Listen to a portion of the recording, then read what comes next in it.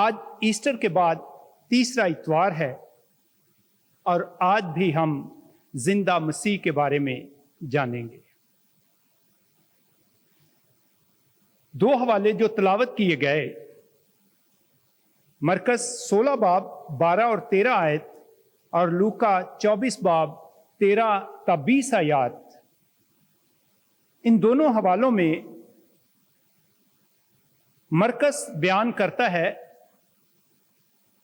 کہ اس کے بعد وہ دوسری صورت میں ان میں سے دو کو جب وہ دیہات کی طرف پیدل جا رہے تھے دکھائی دیا۔ انہوں نے بھی جا کر باقی لوگوں کو خبر دی، مگر انہوں نے ان کا بھی یقین نہ کیا۔ مرکز جب اس واقعے کو لکھتا ہے تو وہ ان مسافروں کی بابت تفصیل کے ساتھ بات نہیں کرتا، صرف یہ کہتا ہے کہ دو مسافر جا رہے تھے۔ لیکن جب لوکا کی انجیل میں ہم اسے پڑھتے ہیں تو لوکا تفصیل کے ساتھ ان دونوں کی بابت بیان کرتا ہے۔ اگر آپ پورا حوالہ لوکا 24 باب 13 تا 35 آیات پڑھیں گے تو پھر آپ اس کی تفصیل کو بہتر طور سے جان سکیں گے۔ مرکز جب یہ بیان کرتا ہے کہ اس کے بعد وہ دوسری صورت میں ان پر ظاہر ہوا، تو حقیقت میں وہ زندہ مسیح کو موت کے بعد جی اٹھنے والی صورت میں بیان کرتا ہے جو جلالی ہے۔ لوکا ان کے گاؤں کا نام اور ان میں سے ایک شخص کا نام بھی بتاتا ہے۔ ایماوس ان کے گاؤں کا نام، یہ یروشلم سے 7 میل کے فاصلے پر تھا، اور جس مسافر کا لوکا ذکر کرتا ہے وہ کلیپاس ہے، لوکا 24 باب اور اس کی 18 آیت۔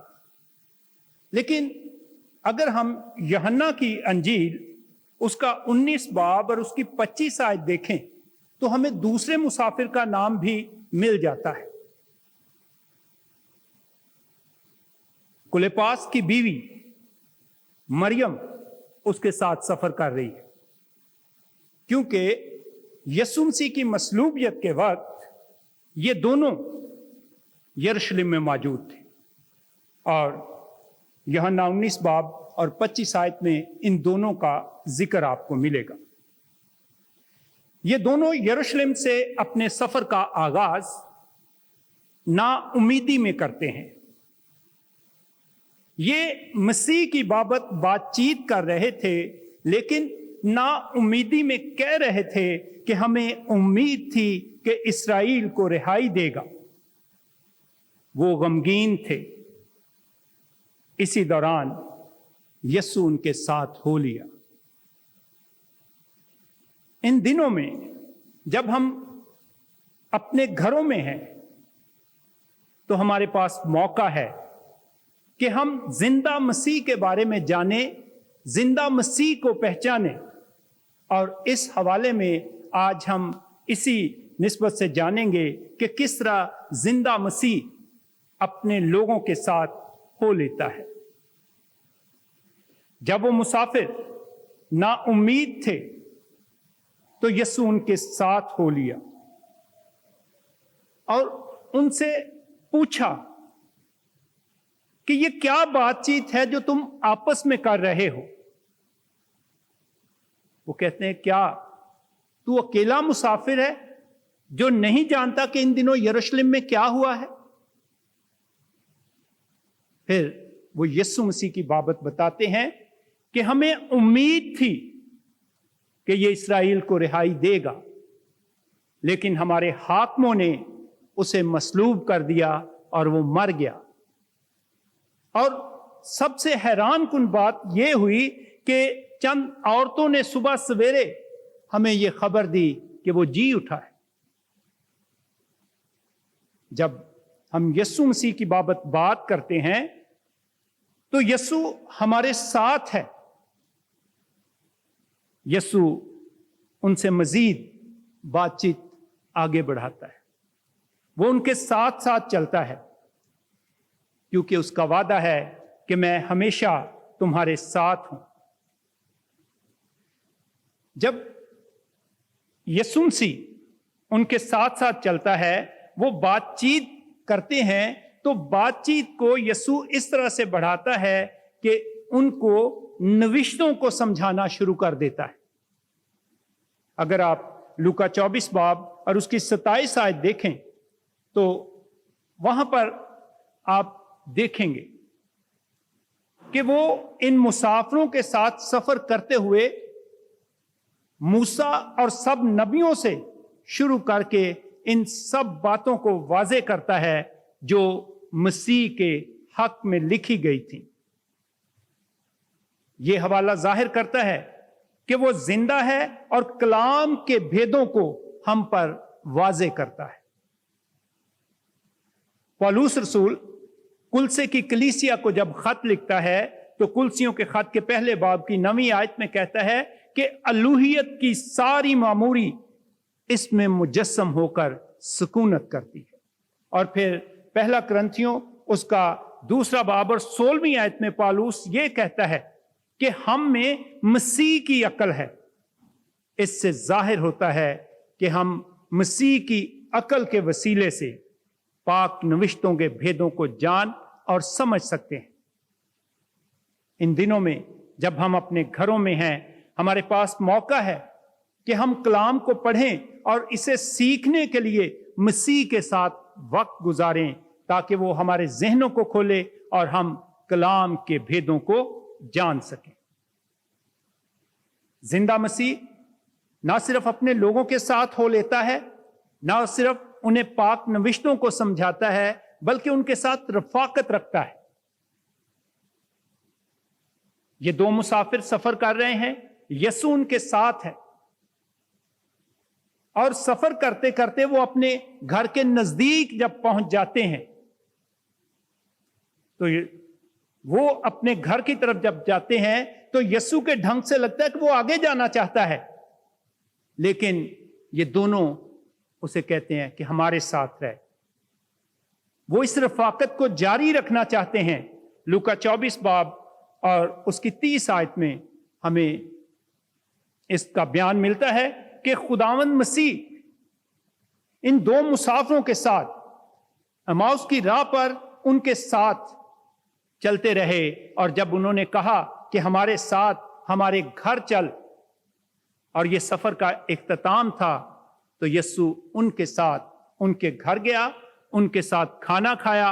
और यह खूबसूरत रफाकत है जिसका जिक्र मुकाशफा 3 बाब 20 आयत में किया गया है कि देख मैं दरवाजे पर खड़ा हुआ खटखटाता हूं, अगर कोई मेरी आवाज सुनकर दरवाजा खोलेगा तो मैं उसके पास अंदर जाकर उसके साथ खाना खाऊंगा और वो मेरे साथ। कितना खूबसूरत वक्त है। इन दिनों में आप उसे दावत दें, वो आपकी दावत को नजरअंदाज नहीं करेगा, वो आपके साथ भी रफाकत रखना चाहता है और आपके घर में रहना चाहता है। जब यसु उनके साथ उनके घर में आया तो फिर जिंदा मसीह ने उनको बरकत दी, और लूका 24 बाब 30 आयत में इस तरह से लिखा है कि जिंदा मसीह ने रोटी खाने के वक्त रोटी लेकर जब बरकत दी तो उन्होंने उसे पहचाना।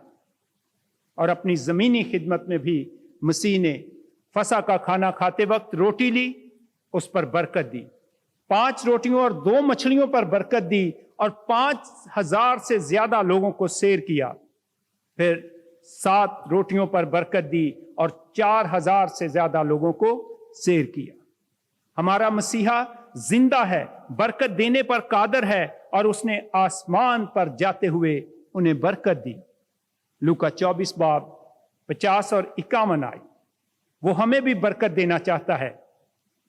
और इन दिनों में जब हम कलीसियाई तौर पर नहीं बल्कि खानदानी तौर पर अपने घरों में हैं, तो हमें इन दिनों में खास बरकत हासिल करने की जरूरत है। और इसके लिए हमें जिंदा मसीह को अपने खानदानों में, اپنے گھروں میں دعوت دینی. جب یسوع مسیح نے انہیں برکت دی تو پھر ایک عظیم کام ہوا کہ ان کی آنکھیں کھل گئیں. لوکا 24 باب اور اس کی 31 آیت سے ظاہر ہے کہ ان مسافروں کی آنکھیں کھل گئیں اور انہوں نے اسے پہچان لیا. وہ آج بھی روحانی اور باطنی آنکھیں کھولنے پر قادر ہے. اس نے دمشق کی راہ پر اندھے ہونے والے ساؤل کی آنکھیں کھولنے کے لیے حنانیہ کو مقرر کیا. اور اعمال 9 باب اور اس کی 18 آیت میں آپ اس واقعے کو پڑھ سکتے ہیں. ہم روحانی بھیدوں کو خود سے سمجھ نہیں سکتے، اس کے لیے ہمارے باطن کی آنکھوں کا کھلنا ضروری ہے. آئیے ہم بھی زبور نویس کی طرح کہیں، میری آنکھیں کھول دے تاکہ میں تیری شریعت کے عجائب دیکھوں. زبور 119 اور اس کی 18 آیت. اور ان دنوں ہم زندہ مسیح کو کہہ سکتے ہیں کہ اے مسیحا میری آنکھیں کھول دے تاکہ میں تیرے معجزات کو دیکھ سکوں، تیرے کلام کو جان سکوں. اور زندہ مسیح نہ صرف آنکھیں کھولتا ہے بلکہ وہ دلوں کو جوش سے بھر دیتا ہے. اور لوکا 24 باب اور اس کی 32 آیت میں مسافروں کا اقرار موجود ہے. انہوں نے کہا کہ جب ہم راہ میں جا رہے تھے وہ ہم سے باتیں کرتا تھا، نوشتوں کے بھیدوں کو کھولتا تھا، تو کیا ہمارے دل جوش سے نہ بھر گئے تھے؟ وہ دلوں میں جوش بھرتا ہے. آئیے ان دنوں میں جب کرونا وائرس کی وجہ سے ہم سب اپنے گھروں میں ہیں تو زندہ مسیح کو دعوت دیں کہ وہ ہمارے ساتھ ہو، ہمیں پاک نوشتوں کو سمجھائے، ہمارے ساتھ رفاقت رکھے، ہمیں برکت دے، ہماری آنکھیں کھول دے تاکہ ہم روحانی جوش سے بھر جائیں. اور جب آپ اپنے گھروں سے باہر جائیں تو اس کی گواہی دیں کہ اس وقت میں جب کرونا وائرس کی وجہ سے ہم اپنے گھروں میں تھے تو ہم نے زندہ مسیح کو محسوس کیا، زندہ مسیح کے ساتھ رفاقت کو محسوس کیا. اور یقیناً یہ وقت ہمارے لیے زندہ مسیح کے ظہور کا وقت ہو سکتا ہے کہ وہ اپنا آپ ہم پر ظاہر کرے. خداوند آپ سب کو برکت دے.